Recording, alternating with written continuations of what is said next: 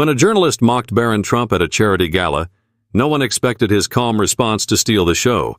The ballroom at the Fairmont Grand Hotel was nothing short of breathtaking. Crystal chandeliers shimmered above rows of elegantly dressed attendees, their quiet hum of conversation adding to the grandeur of the annual charity gala. Among the crowd were some of the nation's most influential figures, business moguls, actors, and journalists, all gathered to support a foundation dedicated to helping underprivileged youth. The air was alive with energy, yet an undercurrent of anticipation buzzed as the evening's keynote speaker prepared to take the stage. Seated toward the back, in a less conspicuous corner, was Barron Trump. At just 18 years old, his tall frame and stoic demeanor made him stand out, though not intentionally. He had been invited by a family friend, a quiet gesture meant to introduce him to a different circle. Unlike many attendees who thrived in the spotlight, Barron seemed content to observe, his piercing blue eyes scanning the room with a calmness that belied his age. The gala had been moving along smoothly. A string quartet played softly in the background as waitstaff glided through the room, serving delicate hors d'oeuvres and champagne. Conversations were warm, and laughter rippled through the crowd. Yet, as the night progressed, it became clear that the highlight everyone was waiting for was the speech. The journalist, a celebrated figure in liberal media circles, had been announced weeks earlier as the evening's keynote speaker. Known for their sharp wit and unapologetic opinions, they were revered by some and criticized by others for their fiery rhetoric. Tonight, they promised to deliver an address that would challenge perspectives and ignite thought. But as the MC introduced the journalist, there was a noticeable shift in the atmosphere. Conversations quieted, glasses were set down, and all eyes turned to the stage. Barron, too, leaned back slightly in his chair, his expression unreadable. The journalist stepped up to the podium, a confident smile spreading across their face. Dressed impeccably in a sleek black suit, they exuded charisma. The audience responded with polite applause, but there was an edge of expectation. Would they push boundaries tonight as they so often did? What no one anticipated was how much. But as the spotlight illuminated the stage and the journalist began to speak, the evening's elegance would soon give way to a tension that no one in the room would forget. The journalist began with ease, their tone conversational and laced with charm. They joked about the city's infamous traffic and shared a light-hearted anecdote about a past gala mishap involving a toppled champagne tower. Laughter rippled through the audience, breaking some of the initial tension. For a moment, it felt like any other high-profile event, polished, predictable, and harmless. But soon, their tone shifted. What started as general commentary on politics and culture veered toward a more pointed critique. They referenced well-known political figures, poking fun at their quirks and missteps. Each jab drew chuckles and nods from parts of the crowd, but others exchanged glances, their smiles tightening. Then, the focus landed squarely on Donald Trump. Well, we can't talk about the state of the world without mentioning the man who made orange the new black, the journalist quipped, drawing scattered laughter. Love him or hate him, you have to admit. He's the gift that keeps on giving for people like me. The crowd's response was mixed. Some laughed openly, while others shifted uncomfortably in their seats. Barron, sitting quietly at his table, remained still, his expression unreadable. If the journalist noticed his presence, they didn't let on, at least not yet. The jokes kept coming, each one sharper than the last. The journalist moved on to Trump's policies, his tweets, even his public appearances. The laughter began to thin out, replaced by a growing sense of unease among the attendees. But the journalist wasn't finished.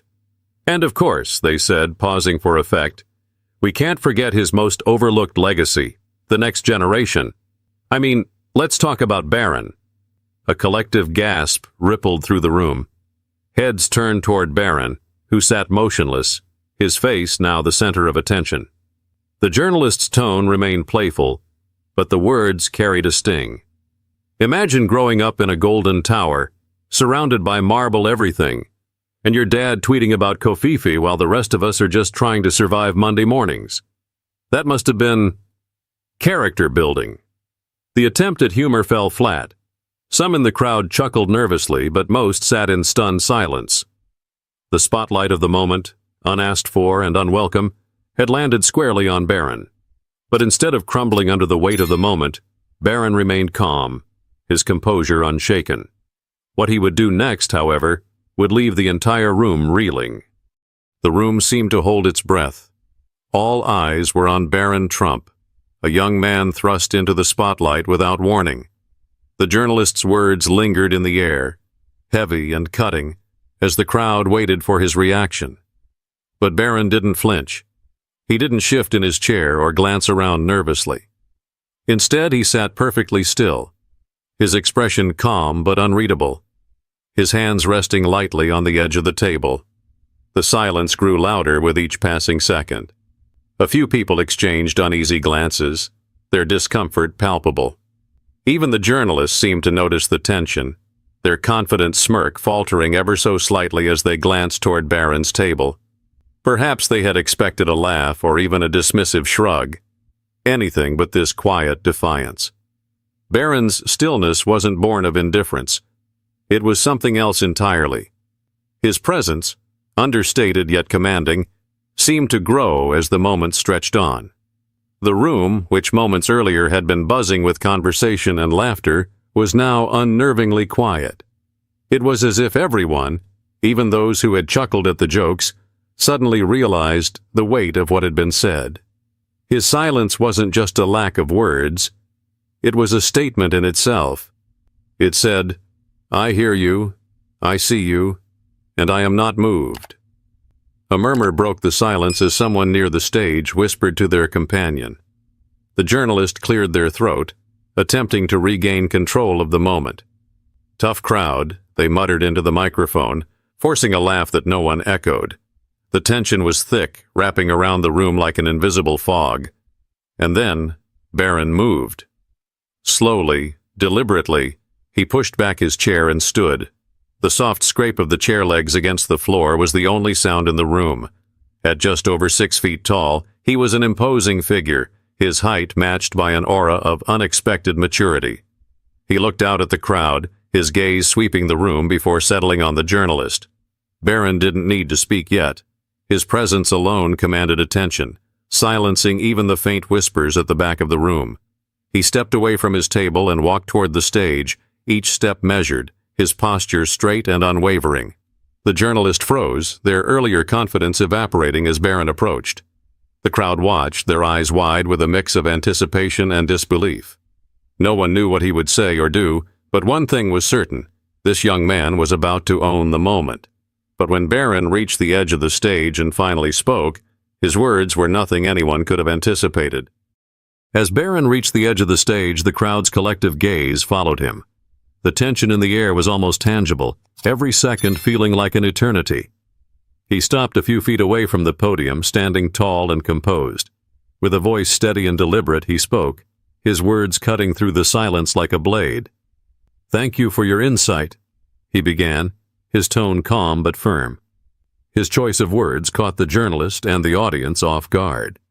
There was no anger, no trace of indignation, only an eerie sense of control that seemed far beyond his years. "I've grown up watching people make assumptions about me, my family, and my life," Barron continued, his eyes fixed on the journalist. "It's almost become a game to some, a way to fill in the gaps when you don't know the full story. And I get it. We're public figures. It comes with the territory." The room was silent, captivated by the clarity and maturity in his voice. Even those who had quietly laughed at the earlier jokes now sat motionless, their expressions tinged with unease. "But there's something important that often gets overlooked," Barron said, his tone shifting slightly, a subtle intensity building. "Behind every headline, behind every punchline, there's a human being. Someone with their own struggles, their own dreams, and their own story.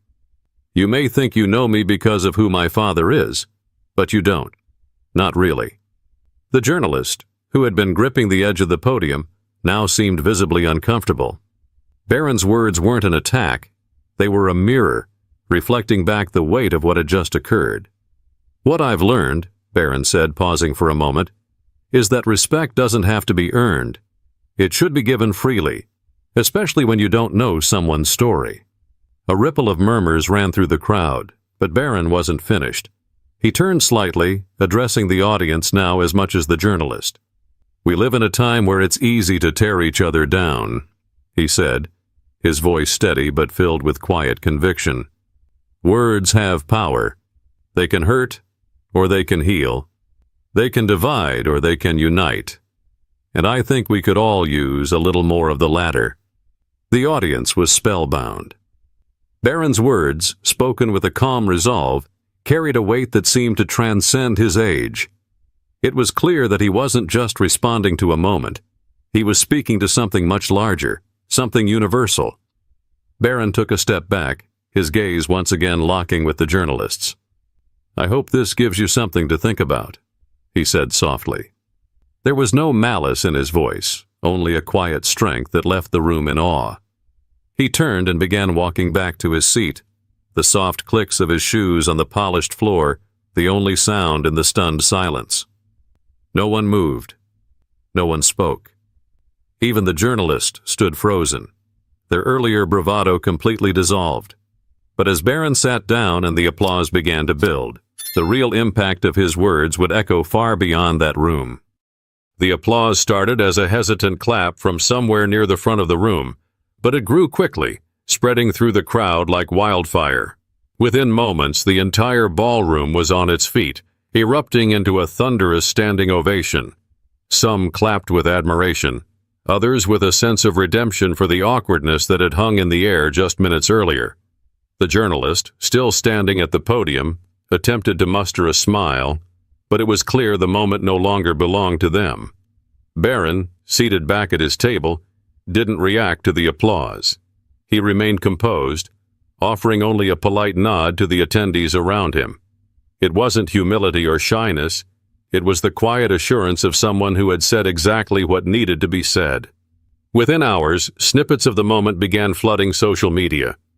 Attendees had discreetly recorded Barron's speech on their phones, and the footage was now spreading like wildfire. Tweets, Instagram stories, and TikTok clips captured the essence of the evening, with captions ranging from admiration for Barron's composure to critiques of the journalist's misplaced humor.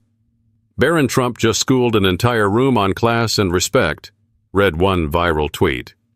Another post shared by a prominent celebrity in attendance stated, "No matter what you think of his family, this young man just gave us all something to think about." News outlets picked up the story the next morning. Some praised Barron for his maturity, calling it a defining moment for someone who had spent much of his life in the shadow of public scrutiny. Others debated the ethics of the journalist's remarks, questioning whether public figures, especially young ones, should ever be fair game for such commentary. The journalist, for their part, issued a statement the following day. "Comedy and commentary are powerful tools, but they must be wielded responsibly.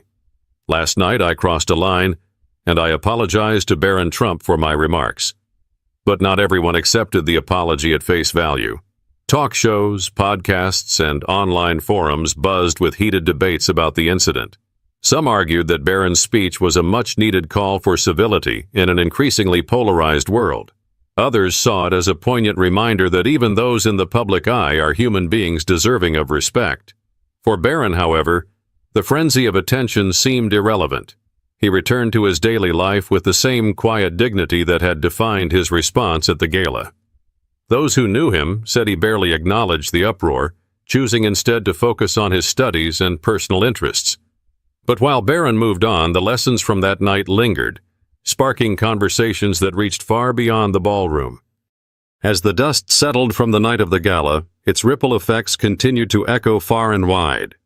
News outlets eventually moved on to other stories, but the moment lived on in discussions at dinner tables, classrooms, and offices. People dissected the evening not just for its drama, but for the powerful lessons it left behind. Barron's calm and thoughtful response had struck a chord. In an age dominated by outrage and instant reactions, his choice to approach the situation with poise and perspective was a refreshing anomaly. Many drew parallels to their own lives, asking themselves, how often do we pause before reacting? How often do we choose words that build instead of words that destroy? For some, the incident was a wake-up call. It highlighted how easy it is to dehumanize others in the name of humor politics, or entertainment. The journalist's comments were a stark reminder of the power words hold, not just to entertain, but to wound. Parents used the moment as a teaching opportunity for their children. Videos of Barron's speech became a tool in classrooms to discuss respect, empathy, and the importance of standing up for oneself without tearing others down. Teachers praised his ability to address conflict with grace, encouraging students to think critically about how they communicate. Yet the most profound impact of the night was its ability to bridge divides, if only for a moment. People from different political beliefs and walks of life found themselves united in admiration for Barron's maturity. It wasn't about his last name or his father's legacy. It was about a young man demonstrating that respect and empathy still have a place in the world, even in the face of provocation. By choosing to respond with kindness and integrity, Barron had reminded everyone in that room, and countless others watching from afar, that dignity is a choice. His actions showed that no matter how heated or polarized a situation may become, there is always power in choosing to rise above. As the conversations continued, one sentiment seemed to resonate most. Words can wound, but they can also heal. It's up to each of us to decide how we use them. In the end, Barron's actions didn't just defend his own dignity. They inspired a moment of collective reflection, a reminder that respect, even when undeserved, can be a transformative force. Let Barron's example be a reminder for us all. Words have power. Use them wisely. Whether it's with a friend, a stranger, or even someone you disagree with, choose respect and empathy. If this story resonated with you, don't forget to subscribe for more real-life stories that challenge and inspire us to be better. Let's keep the conversation going.